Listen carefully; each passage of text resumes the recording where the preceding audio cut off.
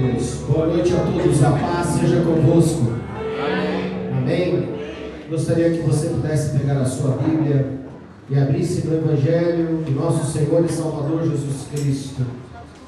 2 João, capítulo 3. Nós vamos ler alguns versos hoje, rapidamente, porque temos ceia, temos testemunhos. Deus tem dado graça. Obrigado, Jeff. E a partir do verso 22, você que trouxe a sua Bíblia escrita, impressa, cheirando o sovaco, amém? Eu ainda não vi celulares cheirando o sovaco. Diz assim a palavra do Senhor a partir do verso 22. João 3, 22. Depois disso, foi Jesus com os seus discípulos para a terra da Judeia, e estava ali com eles e batizava. Ora, João batizava também em Enom, junto a Salim, porque havia ali muitas águas, e vinham ali e eram batizados. Porque ainda João não tinha sido lançado na prisão. Houve então uma questão entre os discípulos de João e um judeu, acerca da purificação. E foram ter com João e disseram-lhe: Rabi, aquele que estava contigo além do Jordão, do qual tu deste testemunho, ei-lo batizando, e todos vão ter com ele. João respondeu e disse: o homem não pode receber coisa alguma se lhe não for dada do céu. Vós mesmos me sois testemunhas do que diz: eu não sou Cristo, mas sou enviado adiante dele. Aquele que tem a esposa é o esposo, mas o amigo do esposo que lhe assiste e o ouve, alegre-se muito com a voz do esposo. Assim, pois, já essa minha alegria está cumprida. É necessário que ele cresça e que eu diminua. Aquele que vem de cima é sobre todos. Aquele que vem da terra é da terra e fala da terra. Aquele que vem do céu é sobre todos. E aquilo que ele viu e ouviu, isso testifica. Ninguém aceita o seu testemunho. Aquele que aceitou o seu testemunho, esse confirmou que Deus é verdadeiro. Porque aquele que Deus enviou fala as palavras de Deus, pois não lhe dá Deus o Espírito por medida. O Pai ama o Filho e todas as coisas entregou nas suas mãos. Aquele que crê no Filho tem a vida eterna, mas aquele que não crê no Filho não verá a vida, mas a ira de Deus sobre ele permanece. Podemos assentar. Interessante que o Fábio aqui no momento da ministração, ele dizia a respeito de ter aberto a mão, de trabalhar para estar com o Senhor, e que muitas vezes nós precisamos abrir mão de algumas coisas na nossa vida, para que nós pudéssemos ser orientados pelo Espírito Santo de Deus, para que pudéssemos ter o conhecimento daquilo que Deus nos deu, através da graça. Interessante que João está aqui, está sendo indagado por um judeu, provavelmente um fariseu, um conhecedor da Bíblia, falando sobre purificação, falando sobre algo que era impelido a ele ali, a respeito de Jesus. Por quê? Porque é interessante nós vemos as sequências dos fatos, né? Esse judeu chega e fala: olha, você batiza e eles vão ter com o outro, não é? Basicamente é o seguinte: pô, você faz o trabalho e o outro que leva os louros. E às vezes a gente está aqui e a gente não tem certas noções do que Deus pode fazer através de nós quando nós abrimos mão de muitas coisas. A Bíblia nos ensina que ser cristão é abrir mão. Uma delas. Qual é a abertura de mão que nós fazemos? Da nossa vida. Da vida que nós temos como homens e mulheres desta terra. O que é da terra, mas vem algo que é sobre todas as coisas, que vem do céu. E a palavra de Deus vem para nós hoje para nos orientar, para nos fazer caminhar por uma santa jornada, e que essa santa jornada faz com que a gente entenda algumas coisas. Uma delas é que quando nós vemos aqui no verso 30, que é necessário que ele cresça e que eu diminua. Quando o Fábio cita esse exemplo, em que ele abre a mão do seu trabalho, ele está abrindo a mão dele próprio, do seu controle, para entregar o controle da vida dele nas mãos de Deus. Confesso hoje a vocês que eu estou cansado, muito, mas estou muito feliz de estar aqui. Muito cansado. Algumas coisas têm acontecido na minha vida, mas eu tenho visto que todas essas coisas estão para a glória de Deus. Minha esposa não está bem, não quis vir hoje, não está nos seus melhores dias, está passando por dificuldades, mas ela tem reconhecido que ela precisa da ajuda de Deus. Ela tem reconhecido que ela precisa diminuir, que Deus possa agir na vida dela. Onde eu abri mão de estar com ela, e eu perguntei a ela: olha, você quer que eu fique com você? E ela disse assim: é melhor eu ficar sozinho. Eu entendi o recado, falei: vou sair correndo.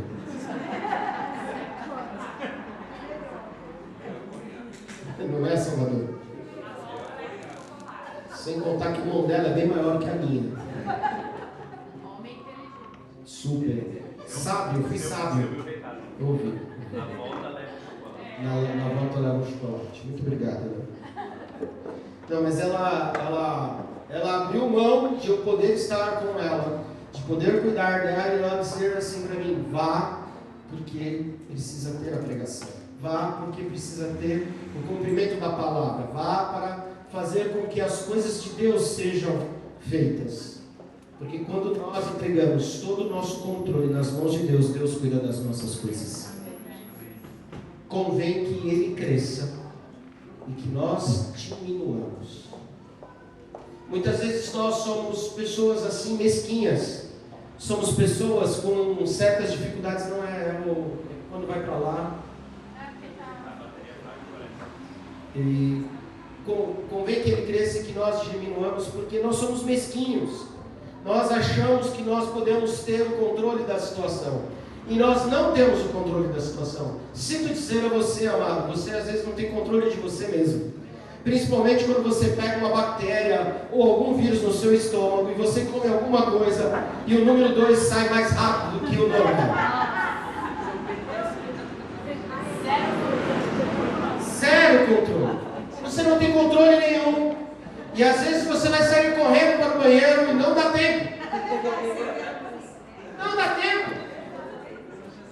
Por que eu estou falando isso, amados?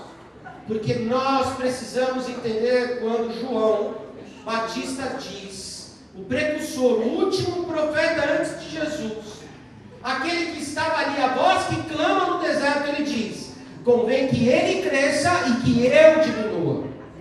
Convém que Deus se estabeleça na minha vida, as coisas que são do alto, para que eu entenda viver nesta terra.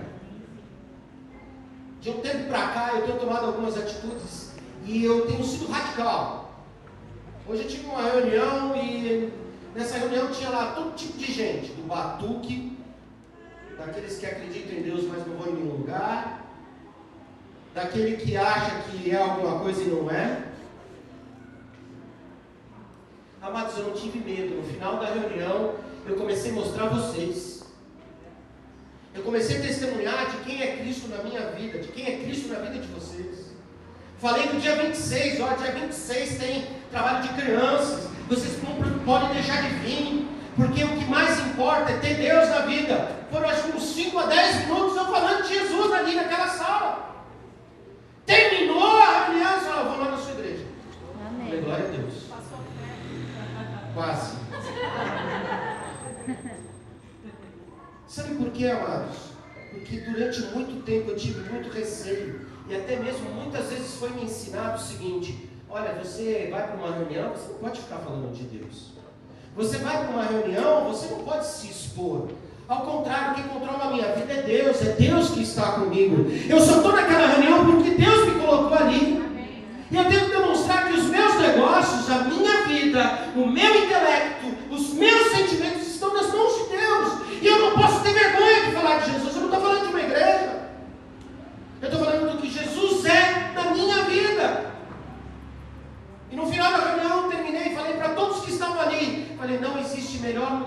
cômodo do que esse que eu estou.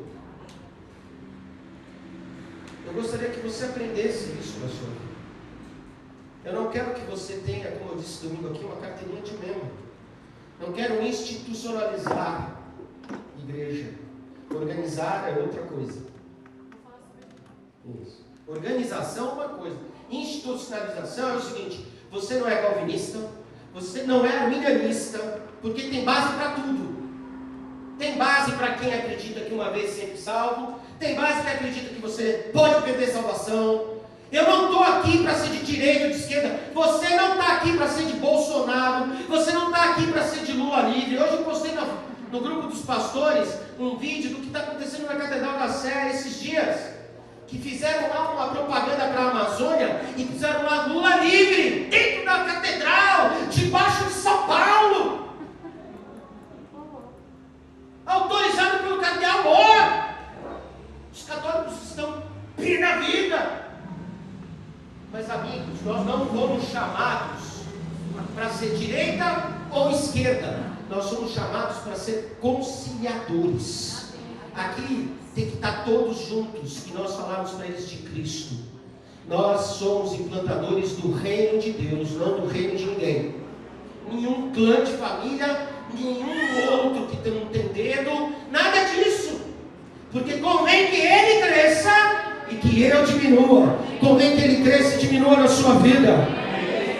Amados, aqui é o melhor lugar que a gente pode estar, porque aqui é o lugar onde a gente ouve a voz do Espírito Santo de Deus. Não sei você, meu amado, mas eu sou feliz da vida aqui.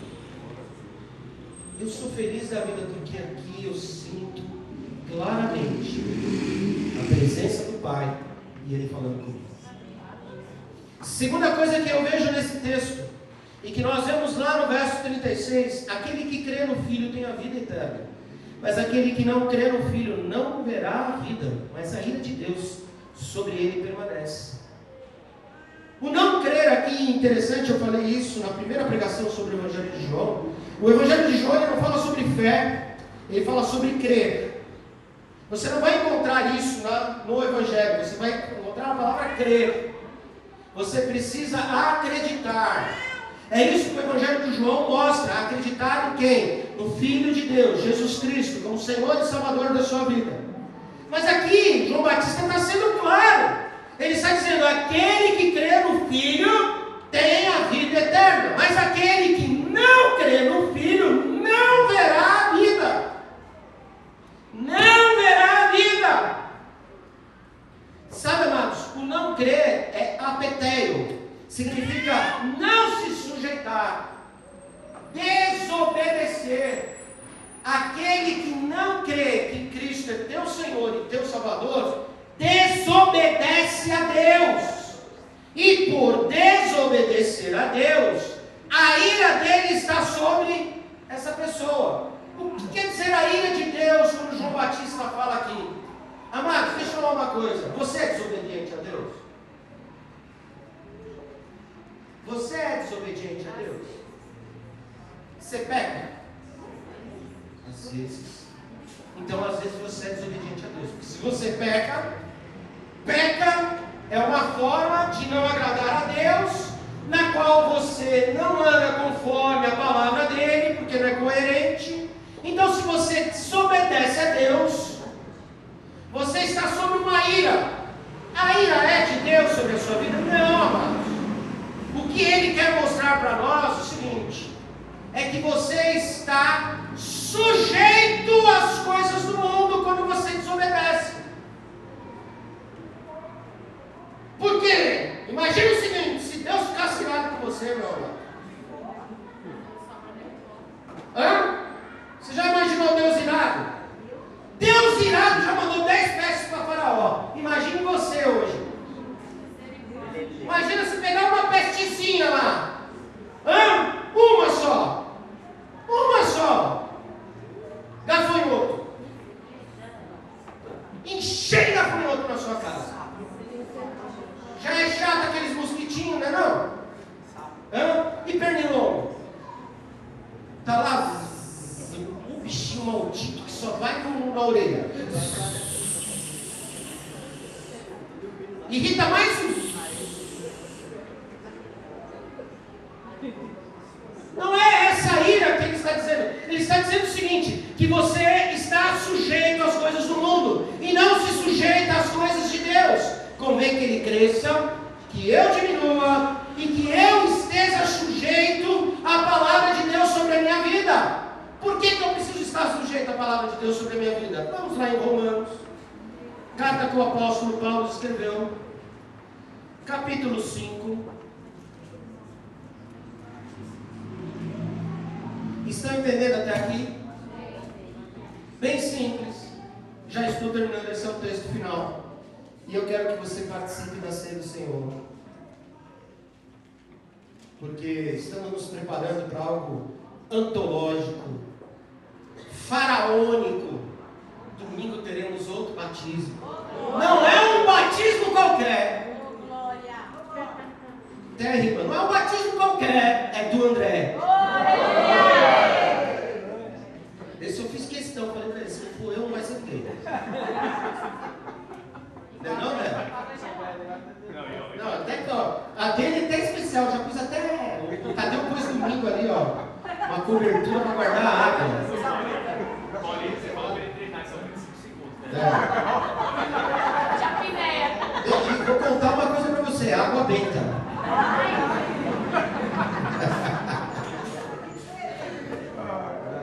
Verso 15. Olha que interessante que o apóstolo Paulo nos fala. Mas não é assim o dom gratuito como ofensa. Porque se pela ofensa de um morreram muitos, muito mais a graça de Deus e o dom pela graça, que é de um só homem, Jesus Cristo, abundou sobre muitos. Paulo fala então que pela ofensa de Adão muitos morreram, mas pela graça de Deus, Jesus Cristo, muitos receberam salvação. E aí ele continua, ele não para por aí, ele vai falando, e não foi assim o dom como a ofensa, por um só que pecou, porque o juízo veio de uma só ofensa, na verdade para a condenação, mas o dom gratuito veio de muitas ofensas para a justificação. O que ele está querendo dizer é que o seu pecado, a sua ofensa, a minha ofensa, o meu pecado, o meu erro, o seu erro, a sua falha, fez com que Jesus tomasse tudo isso por ele e justificasse a sua vida, trazia para você a purificação total. Jesus justificando o seu pecado por muitas ofensas. Por uma ofensa entrou uma condenação, mas por todas as ofensas da terra entrou a justificação de Deus através de Jesus Cristo. Mas ele continua falando. Ele fala, porque se pela ofensa de um só a morte reinou por esse, muito mais os que recebem a abundância da graça e o dom da justiça reinarão em vida por um só, Jesus Cristo. Aleluia. Pois assim como por uma só ofensa veio o juízo sobre todos os homens para a condenação, assim também por um só ato de justiça veio a graça sobre todos os homens para a justificação de vida. Porque como pela desobediência de um só homem muitos foram feitos pecadores, assim pela obediência de um muitos serão feitos justos. Veio porém a lei para que a ofensa abundasse, mas onde o pecado abundou, superabundou a graça. Aleluia. Porque assim como o pecado reinou na morte, também a graça renasce pela justiça para a vida eterna, por Jesus Cristo nosso Senhor. João Batista diz, aquele que crê terá vida eterna. Você hoje, meu amado, está recebendo a superabundância da graça de Deus na sua vida. Porque tem muitos que entraram aqui e foram grandes pecadores. Quem foi um grande pecador? Quem continua pecando ainda? E que coisa maravilhosa, Deus continua nos dizendo, aonde está o pecado, superabunda a graça de Deus. E a graça de Deus continua trabalhando na sua vida. Mas tem um significado nessa história, tem uma condicionante. Qual é a condicionante? Aquele que crê o Filho. E aí, amados, para encerrar, eu preciso pedir a vocês, como corpo de Cristo nessa terra, continue crendo. Para de duvidar. A vida é difícil para todos. Ah, mas uns têm mais, outros têm menos. Continua sendo difícil. Ah, mas tem isso, continua sendo difícil. Ah, mas aquilo continua sendo difícil. Mas quem crê terá vida. Quem crê viverá pela graça. É verdade. Quem recebeu o devocional hoje viu isso. Graça é verdade. Amados, eu estou aqui pela graça de Cristo, porque eu creio no Filho. Se você não crê no Filho, não tem vida.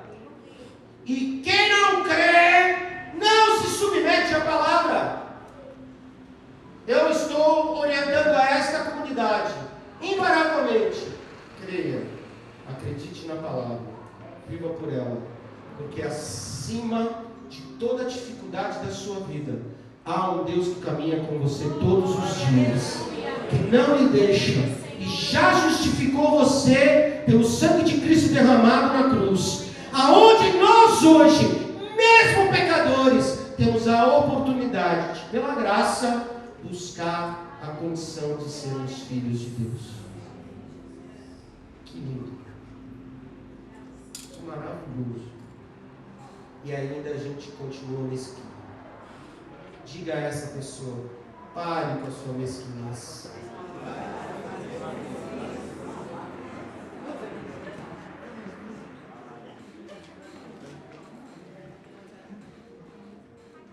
Aquele que crê no Filho terá vida. Eu profetizo vida sobre a sua vida hoje. Eu profetizo que este Cristo que nos deu a sua graça, graça que já veio desde a época de Adão, antes, porque ela já estava no Pai, ela foi liberada sobre nós, e basta nós acreditarmos. Eu acredito. Se eu conjugasse o verbo aqui, alguém pudesse me ajudar, como a professora Ângela. Eu creio, tu crês. Ele crê, nós cremos. Vós creem, eles creem. É isso? Vós creis e eles creem. Quem crê? Nós cremos. Eu creio em Cristo Jesus. Ele é meu Senhor. Ele é meu Salvador. Ele me justificou. E pela graça somos salvos. Não é sua fé, amigo. Vou calvinizar agora. Não adianta nada a sua fé. Nada. Porque é pela graça que sois salvos. Vou arminianizar agora. Se você não acreditar, não vai adiantar nada. Está vendo como a gente não tem que ser nada? Nós temos que ser de Cristo. Nós somos de Cristo. Se eu sou de Cristo, nova criatura, as coisas velhas já se passaram, tudo se fez novo. É isso que eu busco. É isso que eu quero. Meu foco é céu. Seu foco é céu. Vida eterna, meu amado. Vamos viver junto na Nova Jerusalém. Não é? Imbecilmente eu era assim. Eu chegava lá na igreja quadrangular. A cidade é quadrangular. Porque Apocalipse fala que a cidade era quadrangular. Aí eu falava as besteiras. Corta o sangue. Tem 4 cores aqui. Não é? Eu falava essas besteiras. Eu falei. Já ouviram, não adianta falar que não, porque já ouviram. É assim. Não é? Mas eu acredito nas 4 doutrinas cardinais. Jesus salva, Jesus batiza, Jesus cura e Jesus breve voltará. Isso é evangelho, não é quadrangular. Não é? Amados, eu estou aqui hoje porque eu creio no Cristo que me salvou. Amém, obrigado. Acima de todas essas coisas que encaixotaram Deus, você não está numa caixinha, lembra disso. Você está naquilo que Deus justificou através de Cristo na sua conta. Seja assim em nome de Jesus. Para participar da ceia, o próprio apóstolo Paulo nos ensina, faça a sua reflexão. Se tem uma coisa que eu não acho errado na igreja católica, é a questão de ter missa todo dia. Eu acho que nós tínhamos que ter ceia todos os dias, porque todos os dias a gente precisaria de uma reflexão. Todos os dias a gente precisaria de estarmos aqui falando, Senhor, ó, perdão, porque você sabe, né? Eu sou isso aqui. Eu sou isso aqui. Eu sinto quando o Corinthians perde. Eu sou isso aqui. Mas devia ser assim? Não. Mas eu sou. E Deus me ama desse jeito. Deus te ama desse jeito. Até palmeirense ser mundial. Não é, pastor?